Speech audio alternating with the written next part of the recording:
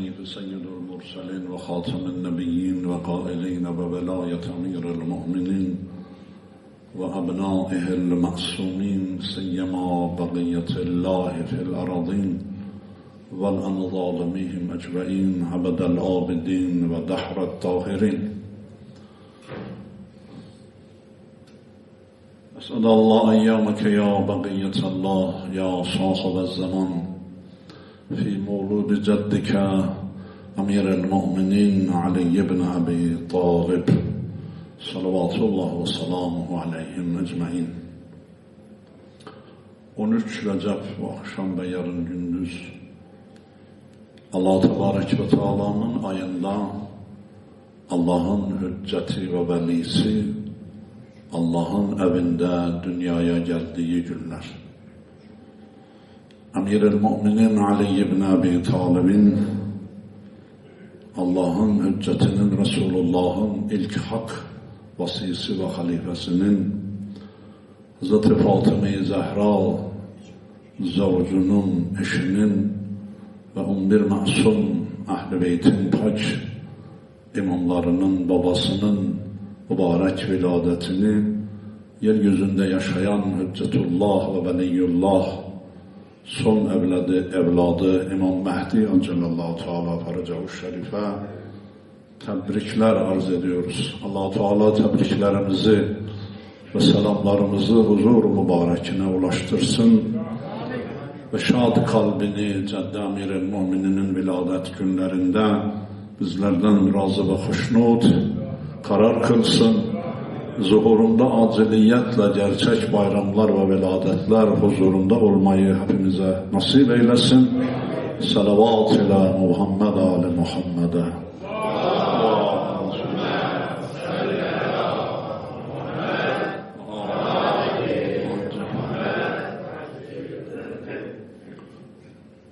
Nasıl anlatılabilir bir şahsiyeti ki Resulullah onun hakkında buyurmuş, ya Ali seni hakkıyla kimse tanıyamadı meğer Allah ve ben. Bu kelamın bittiği yer, sözün bittiği yerdir. Tanımamız gerçek manada mümkün değil. O derecede yüce ve bir makama sahiptir. Ancak herkesin kabının deryada bir damla, okyanusta bir damla alabileceği kadar hepimizin. Emir-i Mu'minin Aliyyil Murtaza salavatullah ve selamu aleyh ki o büyük yazarın dediği gibi önemli. Nasıl anlatayım Emir-i Mu'minini? Onun faziletlerini dostlarının çoğusu korkusundan gizledi, düşmanları düşmanlığından söylemedi. Gerçekten şu anda da mezlum Emir-i Mu'minin televizyonlarda, radyolarda, dünya hem ülkemizde hem diğer yerlerde birçok sözleri konuşuluyor ama maalesef kime ait olduğu dahi söylenemiyor. Bu kelamın sahibinin kim olduğu, Allah ne sebepten, niye, neden, niçin onu Allah biliyor ve o söylemeyenler ki neden anılmıyor, neden isim gelmiyor, şu sözün sahibi kimdir? Bir şahsiyet ki Məmun aleyhillânetu vel haviye soruyor İmam Rıza'ya, alimi Ali Muhammed'e,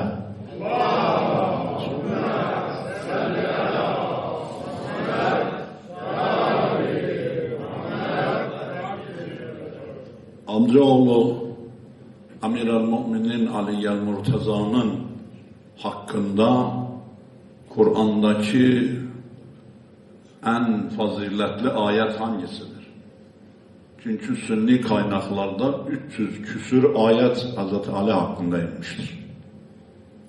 Sadece Ehl-i Sünnet'in kaynaklarında 300 küsür ayet. Dedi ki Hazreti Ali ibn Musa Rıza aleyhi Allahu tehiyyatü ve sanaya yönelerek Emir-el-Mu'minin Aliyyil Murtaza'nın hakkındaki Kur'an'daki faziletini bildiren en önemli ayet hangisidir? İmam Rıza salavatullah ve selamu aleyh buyurdu, mübahale ayet. Ali İmran 61. Məmun itiraz etti Kur'an'ın zahirinden kendisince delil getirerek. Dedi ki, hayır, bu ayette Allah-u Teala Necran Hristiyanlarıyla mübahaleye getirince peygamberi buyuruyor, Bismillahirrahmanirrahim, ve nad'u ebnâena ve ebnâekum ve nisâena ve nisâekum ve enfusena ve enfusekum. Siz de oğullarınızı, biz de oğullarımızı çağıralım. Siz de hanımlarınızı, biz de hanımlarımızı çağıralım. Siz de nefsiniz derecesinde olanı çağırın, biz de çağıralım. Sonra Allah'ın laneti yalancının üzerine olsun diyerek mübahale edelim. Ve nezellâne tallahi alel kâzimîn. Məmun Mellon diyor ki, amcaoğlu bu ayette Resulullah evlat olarak İmam Hasan ve İmam Hüseyin'i getirdi salavatullah ve selamu aleyhi. Ama çoğuldur zamin. Ve ebnâena ve ebnâekum. Kum çoğuldur. Siz de oğullarınız biz 2 kişidir. Ve hakeza ve nisâena ve nisâekum. Siz de kadınlarınızı, hanımlarınızı getirin dedi. Resulullah sadece Hazreti Fatıma-i Zehra'yı götürdü. O da bir tek hanımdır ama zamir çoğuldur. Enfusana da aynıdır. Aslında maksat peygamberdir, Məmun diyor. Allah-u Teala orada nasıl zamirleri çoğul getirmişse bundan önceki 2 kısımda ayetin cümlesinde burada da çoğul getirmiştir. Nefsten maya peygamberdir ve Hazreti Ali'ye bir fazilet gelmez burada. Aleme Ali Muhammed Hazreti Ali ibn Musa Rıza Murtaza maşallah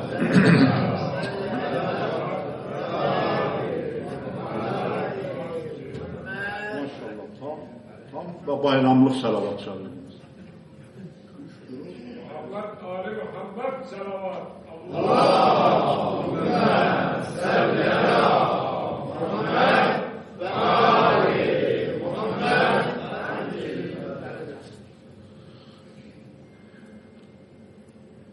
Hazret buyurdu ki aynı zahiri Kur'an'la, Məmun, eğer senin dediğin doğru olurdu, eğer ayetin başlangıcında ned'u olmasaydı. Ned'u yani ne? Yani çağıralım biz, siz de çağırın buyurdu. Çağrılanla çağıran aynı kişi olabilir mi? Akıl sahipleri bunu kabul eder mi? Çağıran Resulullah'tır. Maalesef meallere bakın, mealler de aynı şekilde yapmışlar. Kime hizmet ediyorlarsa çoğunluk. Efendim nefsim, peygamber kendisi nefsini yani kendisini davet etsin. Nefsim gel gidelim. Öyle bir deli divane sözü var mı? Adam kendisini nasıl davet eder? Buyurdu, amirle memur ayrı ayrı kimsedir. Emreden ayrıdır, memur ayrıdır. Çağıran ayrı olur, çağrılan ayrı olur. O halde bu ayette nefs-i peygamber, Ehl-i Beyt dostlarının dediği gibi can-ı peygamber. Niye can diyorlar? Çünkü Allah-u Teala bu ayette Resulullah'a emir-el müminini can, nefs karar vermiş. Aynı. Devamında İmam Rıza aleyhi alâhu tehiyyatü ve sana buyurdu, Məmun, neden dedim ki Kur'an-ı Kerim'deki en faziletli ve emir-el müminin Aliyyel Murteza'yı salavatullah ve selamu aleyh belirten, faziletini beyan eden en yüksek derecedeki ayet budur. Neden bunu söyledim? Çünkü Allah Teala'nın yaratılmışlar içerisinde en üstün kıldığı varlık kuşkusuz Hazreti Resulullah Muhammed ibn Abdillah'il Mustafa'dır.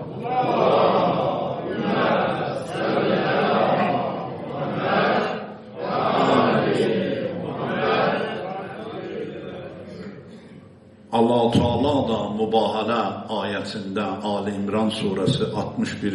ayette Yahudi, Müslüm, gayrimüslim herkes İslam tarihini yazan bu ayeti tefsir eden müfessirler, müvarrihler, tarihçiler, muhaddisler, hadisçiler bila istisna demişler Allah Resulü bunları götürdü.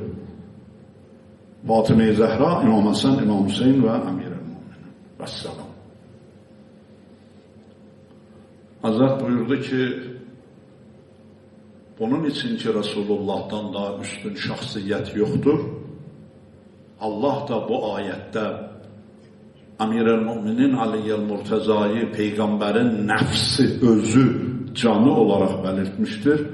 O halde alemde Resulullah'tan sonra en üstün şahsiyet Emir-el-Müminin Aliyyel-Murteza'dır.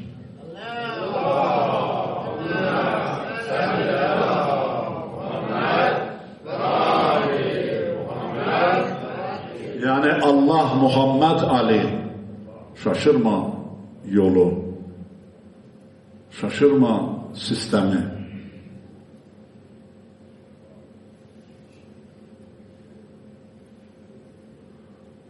Keşşaf, Ehl-i Sünnet'in meşhur müfessirlerinden, tefsir yazarlarından bir tanesi. Keşşaf. Bu ayetin tefsirinde diyor, Oskop, yani zamanın papası, Necran Hristiyanlarına dedi ki, bu yüzleri görünce, bu nurları görünce, Keşşaf diyor bunu, ben demiyorum. Baktı, dedi ki, Hristiyanlar, sakın bu gelen kişilerle lanetleşmeyin. Ben bunlarda bir nur görüyorum ki, Allah Teala'dan isteseler, bunlar Allah dağları yerinden söker. Dağları yerinden sökerin manası nedir biliyor musunuz? Ha? Bilen var mı dağları yerinden söker ne demek? Okumamışsın demek hiç. Dağlar, Allah Teala buyuruyor ki Kur'an'da dağları biz çivi karar verdik. Yani bu minberin, masanın, kürsünün bağlantısı çivilerle olursa çivileri çektiğin zaman ne olur? Dağılır. Yani dünya yok olur. Bu simalarda bir nur görüyorum ki Oskop diyor. Oskop kadar birilerinin hakkı tanıması olmadı. Oskop kadar Ali'yi tanıyamadılar. Kabul edemediler. İstikbarlarından velayetini kabul edemediler. Teslim olamadılar. Nasıl ki İmam Sadık buyurdu, şeytan Adem'e teslim olmadı. Tabir İmam Sadık'ındır benim de.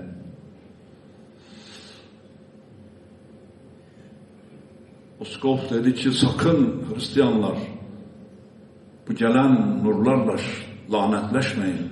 Onlarda bir nur görüyorum ki ben istese Allah'tan onlar dağları yerinden söker. Yani dünya, alem yok olur. Dünya yok olur.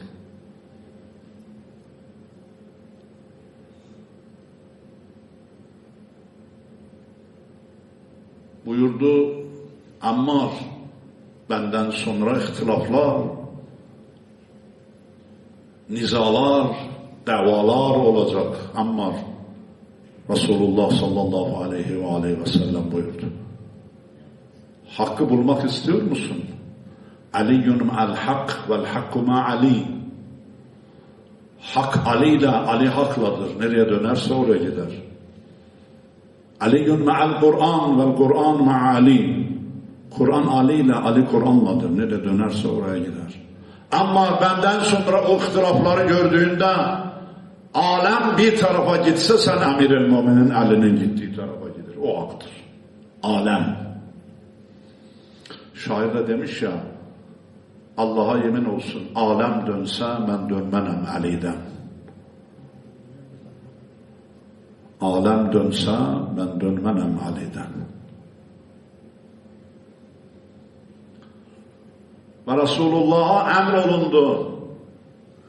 Medine'de bütün komşuların kapıları Mescid-i Nebi'ye açılıyordu. Peygamberimizin de kapısı dahil. Ey Resul, bütün kapıları kapatacaksın, Emir-el-Müminin kapısı hariç. Sadece o mescide girebilecek. Emir-el-Müminin 2 kapısı vardı. Biri dışarıya açılıyordu, biri mescide. O zulmedenler de o dışarıya gelen kapıdan geldiler.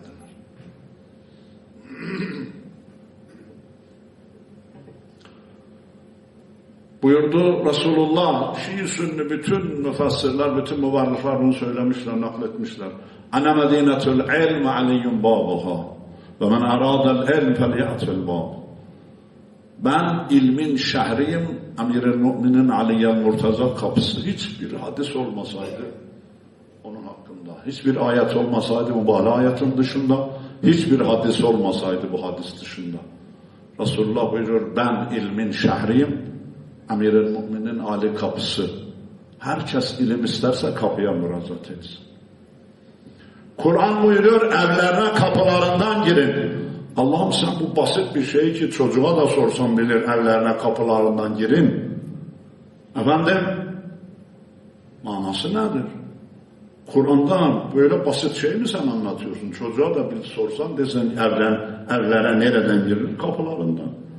Böyle yok, batini var. Evler Allah'ın peygamberleridir.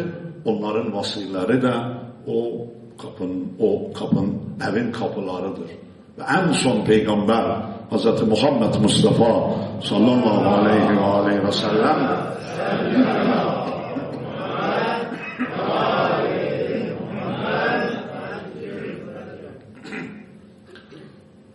onun ilim kapıları Emir-el-Mu'minin ve 11 masum evladı bugünkü Ali İmam Mehdi Acelallahu Teala Faracahu Şerif'tir. Ayrıldı peygamberden, kenara geldi. Dediler ya Ali, Allah Resulü sana ilimden ne öğretti? Ki buyurdu ben ilmin şehriyim, bu Ali onun kapısıdır. Buyurdu Allah Resulü bana ilimden 1000 kapı öğretti, her kapıdan 1000 kapı açılır. Oldu 1 milyon kapı. Allah'ınızı severseniz bırakın hilafeti, bırakın kapıyı, bırakın başka şeyleri. Bu ümmet ve o büyük saydıklarınız bir gari Kur'an kadar Emir-el-Mümin'e başvurdular mı? 25 yıl gözümde diken, boğazımda kemik vardı diyerek oturduğunda evinde ne mazlumdu.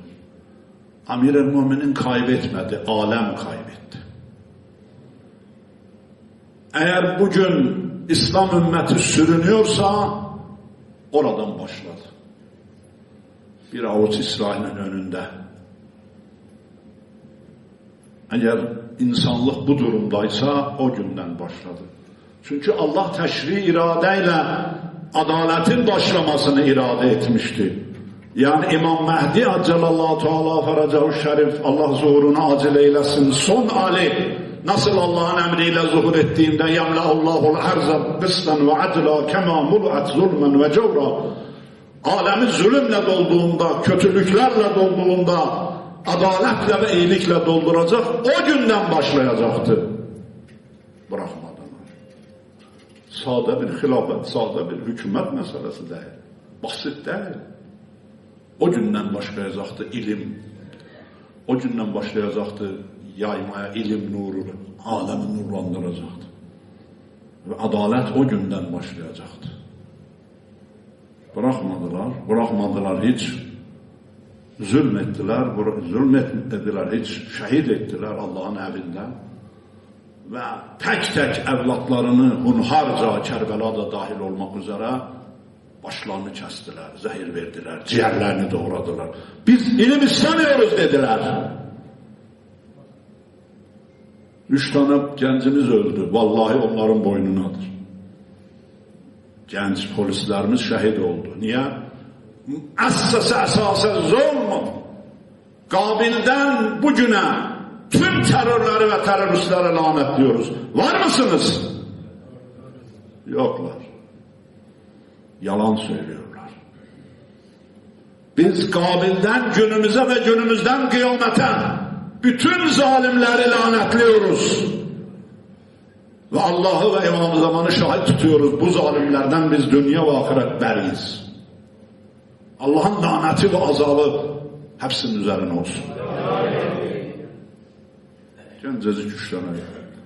Ne adına savaşanlar tırnak içerisinde o İslam ki peygamberden sonra dünyaya getirdiler, o İslam'ı savunanları öldürdüler, o 3 tane genç polisi.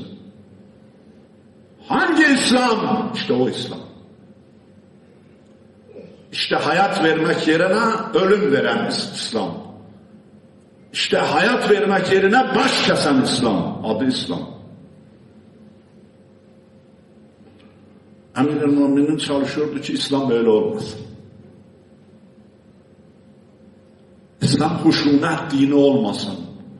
İslam hayat dinidir. Kur'an buyuruyor, Allah ve Resulü size yaşama davet ettiğinde ona lebbek deyin. Yaşam dinini ölüm dini haline getirdiler. Son sözüm, söz çok. Bizim minber ustadımız bu Əbayidə o rahmetli bana hediye etmişti. Diyordu Məşəddə dersten çıktık. Seyyid-i Buzurgova.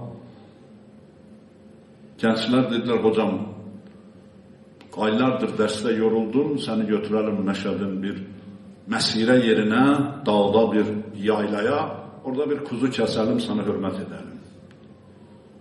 Şimdi bunun ne işi var Emir-i Mümin'le Ehl-i Beyt'le söyleyeceğim.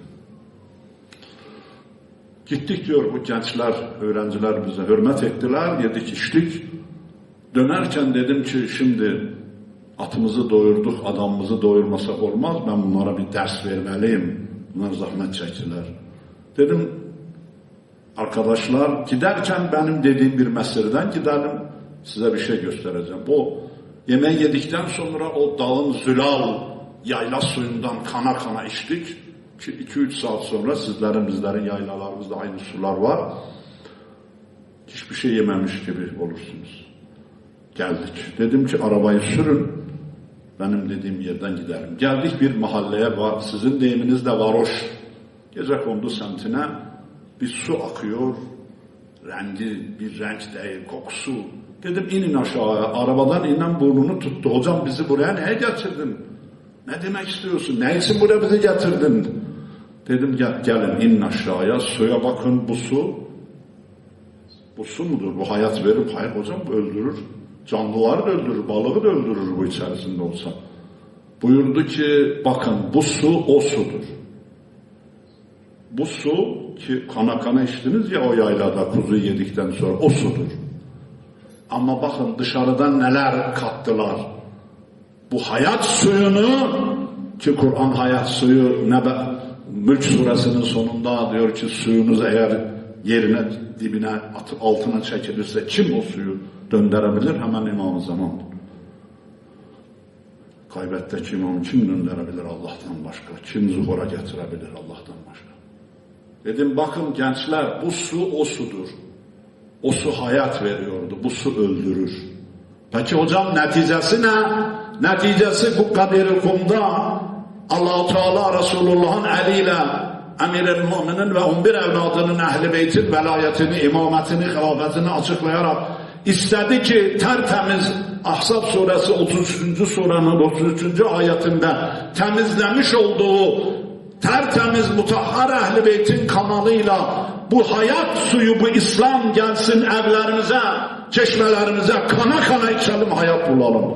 Ama zehir haline getirdiler.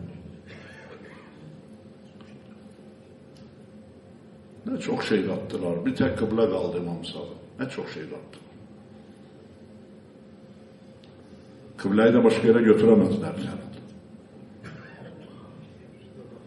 Allah'ım İzzet-i Celal'ın hürmetine bu akşam ve yarın günkü bu kutsal gün ve gecede Allah Resulü'nün nefsi ve canı Resulullah'tan sonra alemlerin en üstün varlığı Zavcul Betul, Zavcul Betul, Betul'un eşi, 11 masum imam, babası Cebrail'in ustadı, ustadlar ustadı, ilim şehrinin kapısı, Şah-ı Velayet,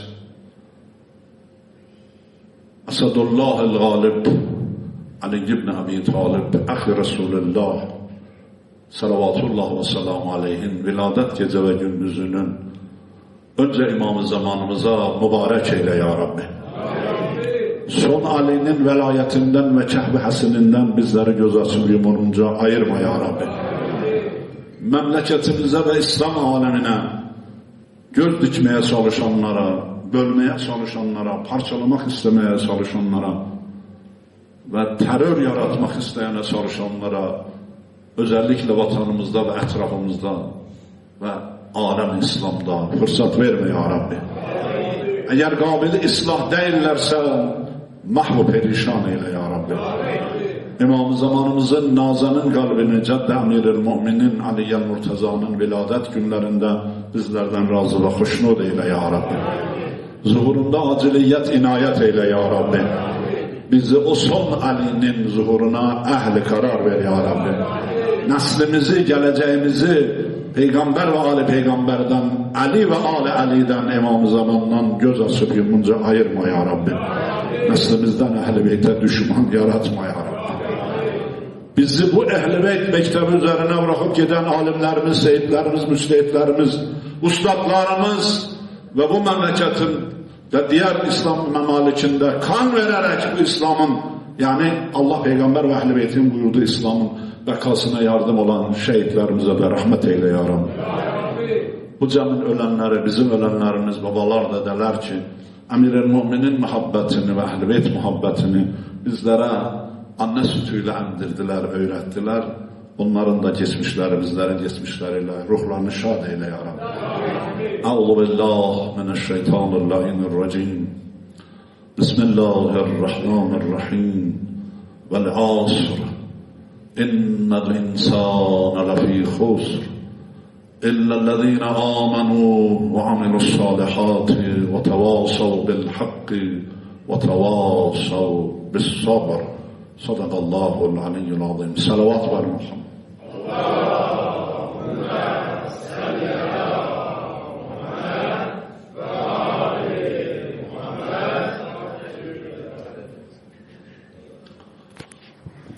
Allahümme salli ala